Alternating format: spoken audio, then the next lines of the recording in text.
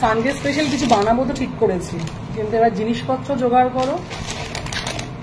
যাই হোক, এখন ব্লিঙ্কিট আমাদের শ্যামনগরও সার্ভিস দিচ্ছে। এটা আমার মতো পুরে মানুষের জন্য মানে একটা স্বস্তির জায়গা। ওফ, ব্লিঙ্কিট যে কি স্বস্তির জায়গা, মানে যখন কিছু রান্না করতে মনে হবে তখন এই ব্লিঙ্কিট করে না।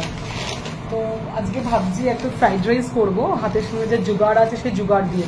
বাকি দেখলাম জুগাড় তো সেরকমভাবে কিছু নেই, যে ব্লিঙ্কিট থেকে বিনস, গাজর, জয়িত্রী, জায়ফল রয়েছে, গোটা গরম মশলা, টক দই অ্যান্ড ঘি। এই জোগাড়গুলো ছিল না, তাই এটা ব্লিঙ্কিট থেকে জোগাড় করে নিলাম। এরপর এগুলোকে সব প্রিপারেশনগুলো রেডি করি। একটা অলমোস্ট বেজে গেছে, কখন আমার সানডে স্পেশাল রান্নাবান্না হবে, কখন খাওয়া দাওয়া হবে গড নোজ। আপাতত এটুকুই, এরপরে জোগাড় করার ভিডিও নিয়ে আসছি অ্যান্ড দেন রান্নাবান্না। চলো টাটা।